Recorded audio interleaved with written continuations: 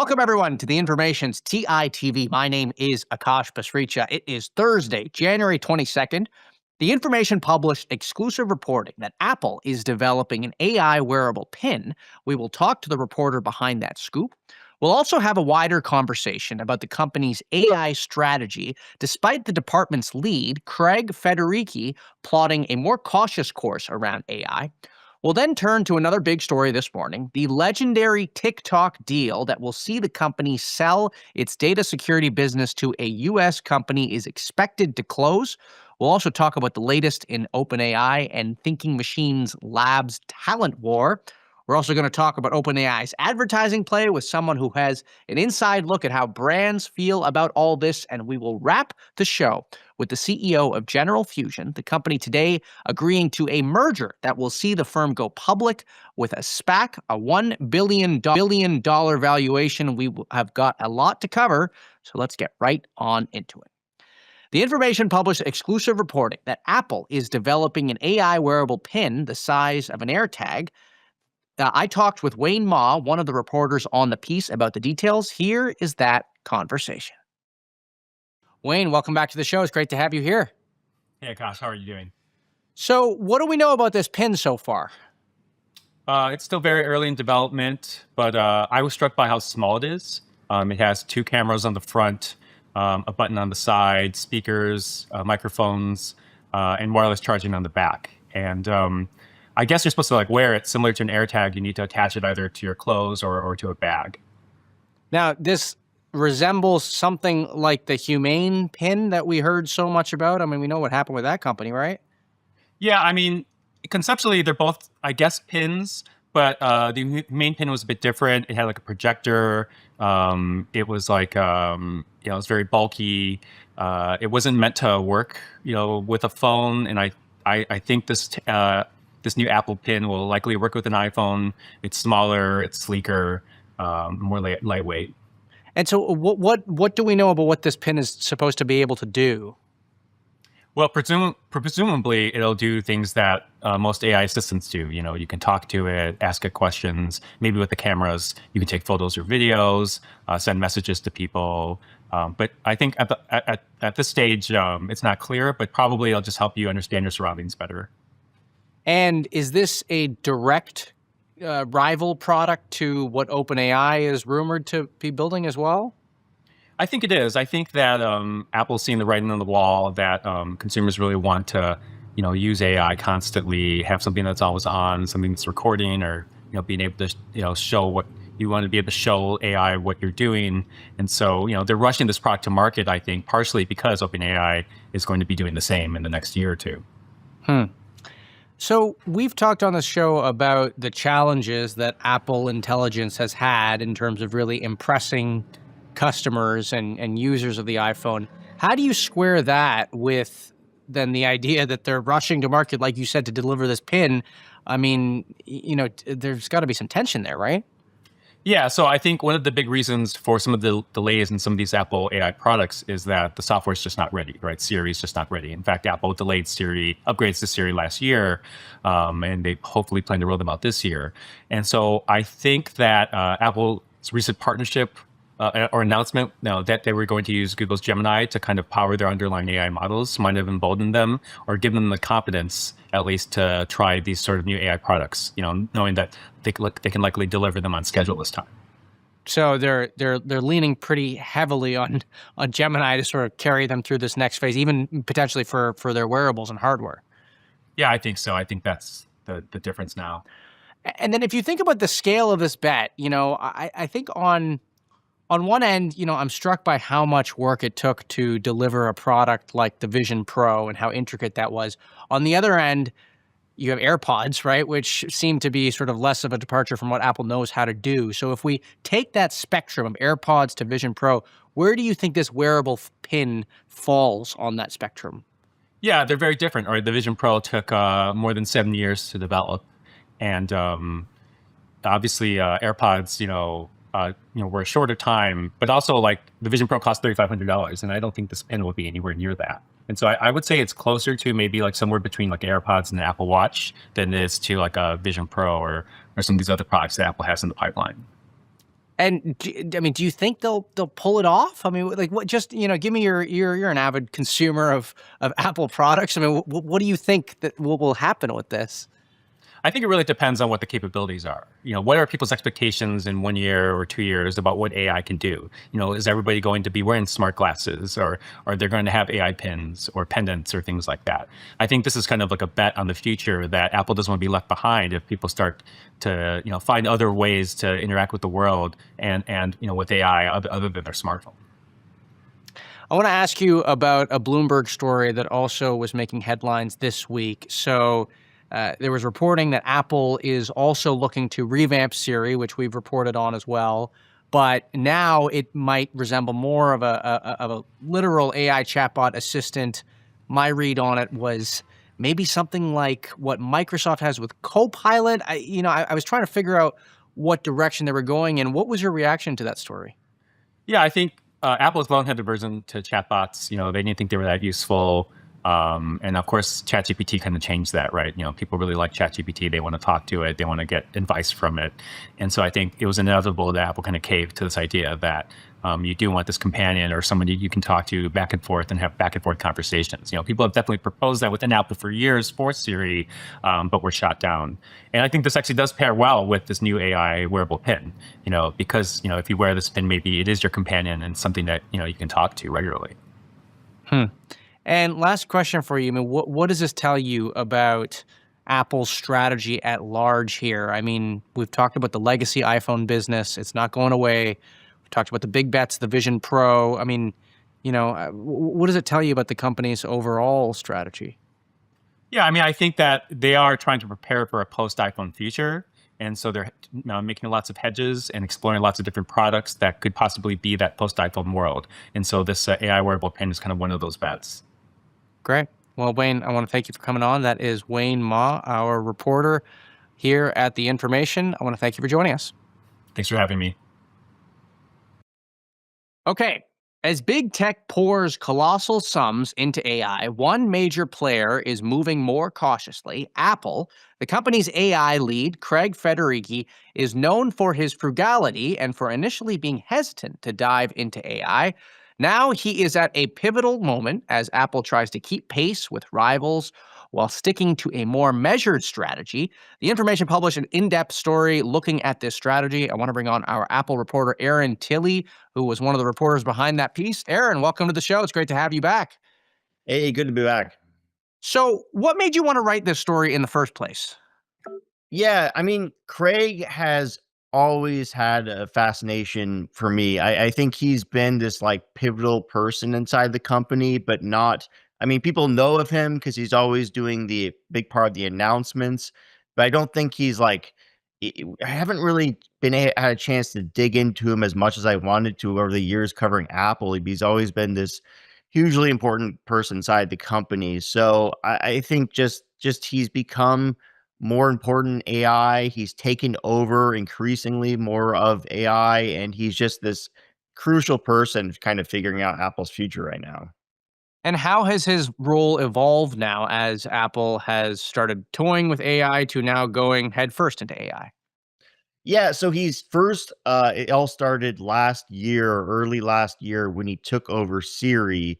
The Siri team had been delaying the launch of this big overhaul of the voice assistant, and he took over the entire endeavor.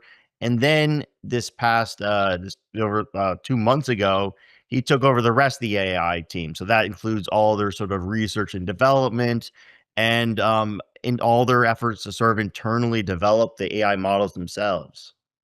Now, despite all this, according to your reporting, he was initially a bit of a skeptic about AI, right? Yeah, for sure. I mean, like over the years, like he has just shot down over and over efforts to build AI features inside Apple products. He is a big skeptic of just the reliability of AI inside Apple products, and also just the privacy and security components are a huge issue for him because those are really big issues for him. And he's just like he just needs predictability in his software, the software he likes. So he's always pushed back on integrating AI in his products. And has he come around to it now, or is he still adopting that mentality?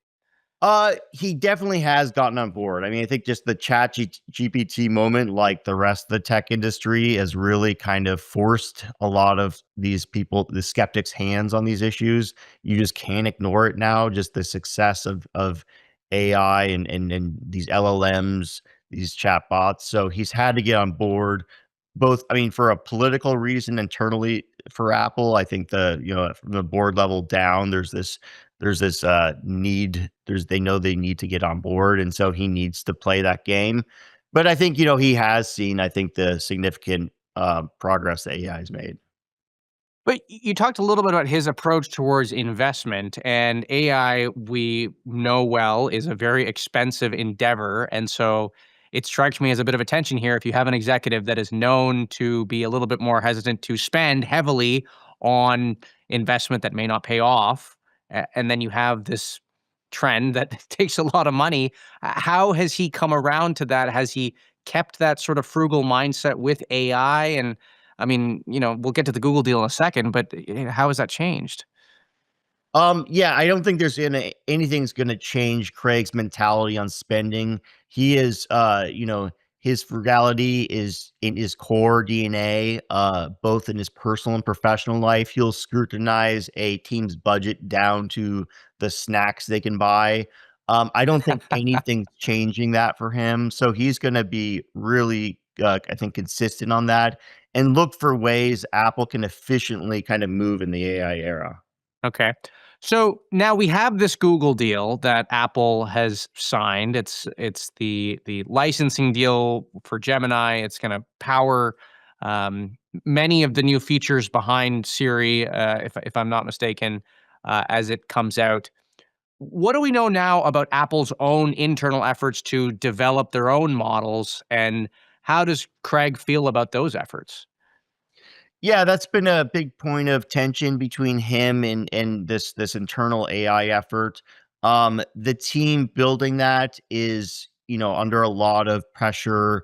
There's a lot of sort of frustration, that team kind of having to, work so hard on developing this in-house, and then for Apple just to move to an external model like they've done. But they are still working on internal models, but much smaller models that will work on device, with the goal to eventually, do it all in-house. That's Apple's sort of strategy very consistently over the years. If they need to do something, work with an external supplier of some critical piece of technology, they'll do it, but eventually they'll always in-house it. This is obviously different than their whole chip endeavor, which has been very successful on that front, but that's the eventual goal here. And you talked about the tension, between Craig and these teams. So what is his tension with them exactly? He just doesn't think they're moving fast enough. Their quality of models aren't good enough for Apple, and he just doesn't think it's ready for prime time. So, and they think he's not, on their end, from their perspective, he's not doing a good enough job shrinking down the models they're offering to work on Apple devices. So there's a bit of pointing fingers at each other for who's to blame on this front. But they they're trying their hardest with what the resources they have inside Apple. And how do you think this story inevitably plays out in the long term? In the short term, they have the Google deal, so there doesn't seem to be a huge rush. But how do you think it goes? Um, I think I think they're going to be dependent on I think Apple will be dependent on Google and pretty much the not the long term, but the medium term. I mean, it all depends. First of all, does AI really commoditize? Like, are these LLMs going to get cheaper and cheaper? And if that's the case, I mean, they're going to be able to insource it eventually. But certainly in the medium term, it's going to be Google is going to be a critical partner in Apple's AI work going forward. Great. Well, Aaron, I want to thank you for coming on. That is Aaron Tilley, our Apple reporter here at The Information. Okay. TikTok is expected to close the sale of its data security arm in the US today, bringing an end to the years long saga surrounding a potential TikTok ban. This story has been going on so long that it really begs the question: how popular is TikTok right now, anyway, and where does it fit within the creator economy ecosystem in 2026? For more on that, I want to bring on Josh Kaplan, the co founder and CEO of Smooth Media, a company that connects creators and brands to set up long term brand campaigns. Josh, welcome to the show. It's great to have you here. Hey, gosh, how's it going? Thanks for bringing me on. I'm doing well. So, we are here. It's 2026. Okay. TikTok is not banned, it is still very much a platform that people use and creators are still using it heavily. What I want to talk to you about is look, we have this restructuring deal, it's set to close. I mean, where is TikTok right now in the creator economy? I mean, and we'll start with the creators and the audiences separately, but do creators, are they still loving TikTok the way they used to 3, 4 years ago? Yeah, I mean, to your point in the opening, it took way too long for this deal to actually close. From the beginning of the conversations till now, I think a lot of creators were in a bit of limbo where they weren't really sure. They had the hot start out of the gate with COVID and the explosion of creators that were coming on during the pandemic. The Creator Fund was a really great first step that TikTok was able to incentivize creators to say, hey, you can come on and make money. And since then, and since all of the different negotiations, I think TikTok has really lost a lot of ground and a lot of favor with creators. It's a really hard place to have a consistent audience.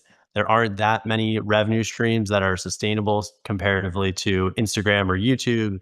And you can't hold your audience. It's easy to go viral. It's easy to get that one shot of amazing exposure to the algorithm. But after that, how do you continue to build on that? That's the big question that is still yet to be answered. And I hope that this deal is the start of a new era and that they look back at their creator program and they really start to prioritize it. I've got a couple concerns. I don't know how much the platform is built for really creating professional creators right now, as opposed to getting just a ton of people to make a ton of content and feed TikTok shop. But that's a further question that we'll see as time plays out.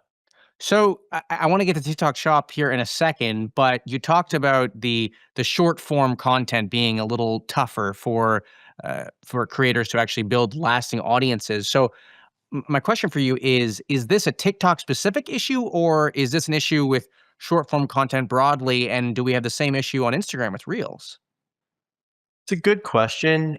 I think Instagram has a more robust ecosystem. YouTube, with their Shorts program, has a more robust ecosystem where you can bring people into your long form. You have memberships, you have all sorts of other things that are able to monetize.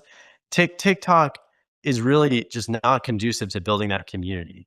Instagram, you can still have different DM channels. You're able to see that difference in the comments.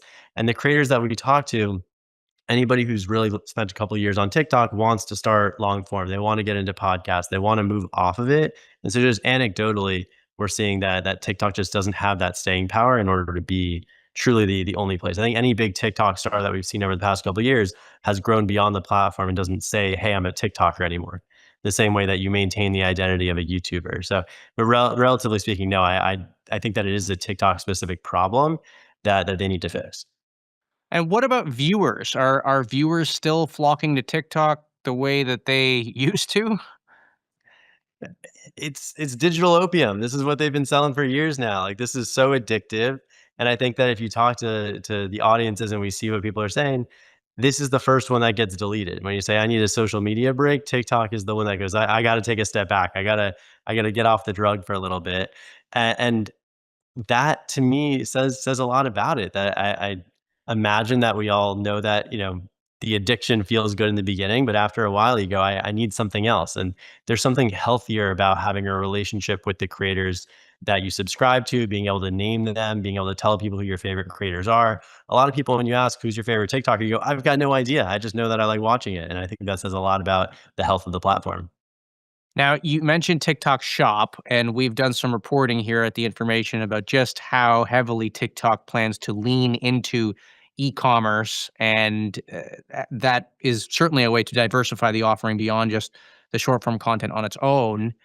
How is TikTok Shop right now as a product from your perspective? Is it even from brands as well who you work with? I mean, do they view TikTok Shop as a viable way to actually get the word out?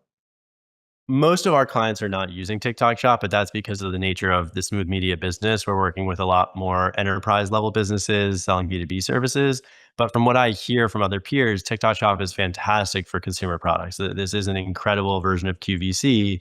And that is amazing if you're a marketer to be able to get that type of conversion, you got to be able to do that. That's your duty as a marketer to go and find the best way to distribute your product. But if you're a creator making content, I wouldn't in good faith suggest that TikTok shop becomes a meaningful part of your business. I think that you're better off finding other areas as a creator to be sustainable. And so that relationship between the platform and those building the videos on top of it, if I were TikTok, I'd start to do a lot of work to make sure that I can make this a stable place to continue feeding that TikTok shop content. And you mentioned QVC. Is the traction that TikTok Shop is seeing, does that at all connect to the emphasis that they have put on live content as well? I seem to, when I think of live content, I mean, I certainly think of X and the shows that pop up. YouTube Live is obviously there, and we'll put Twitch and stuff like it in a different box for the moment here. But like if we talk about the big social platforms, I, TikTok seems to be prioritizing live a lot, right? These are all just so big, it's so hard to fathom. And the amount of companies that are doing live shopping or just not, or on demand, and you can just scroll and find it, that's not where we spend a lot of our time. So I can't speak too specifically to it. But from what I see, this is just such a behemoth of a way of moving product and being able to market product that you got to take it seriously. If you're a marketer, you can't ignore it. But that's not where we play as a company. So I'd refer to a future guest to Yeah. be able to tell you more about that one in particular. So last question for you now. Let's get back to the deal here. I mean, the deal we've talked about on the show how the deal is really for a specific back end part of TikTok's business. It's to do with data security. It may not have been the overhaul that I think people thought it might be with respect to the TikTok platform. And so, prediction wise, looking ahead, I mean, how do you think this deal might change the future of the platform? Where do you think the platform will go overall? How do you see it changing? It seems incredibly unclear. I'm very let down as somebody who has a business within the social media world, as somebody who is an American, that it took so long and that this is where we landed. I have much higher expectations for our systems to be able to get TikTok into a healthier place. I hope the data has a better safety situation. I hope TikTok changes dramatically. I hope that the Oracle ownership and the other big money coming in is able to really say, hey, we now need to go change the product in many, many more ways. When this first became a big issue on the public stage from a legislation perspective, a lot of career TikTokers came out and said, this is how I make a living as an American. I need you to help me. I need you to protect me. We're not done helping those creators. And us as a business world, us as the political world, we need to be able to force even more change. If this is where it ends and all we say is great, the data is stored in different data centers on American soil, I would be very, very upset. I don't know if I should be optimistic about it, but I hope that things look a lot different a year from now, 2 years from now. Great. Well, Josh, I want to thank you for coming on. That is Josh Kaplan, the co-founder and CEO of Smooth Media here on TITV. Okay. OpenAI is restructuring its org as Barrett Zoff, the Thinking Machines Lab co-founder who left that company, has returned to OpenAI. Our AI reporter Stephanie Palazzolo has the scoop on where Zoff will sit at OpenAI and other inside details about OpenAI's new org structure over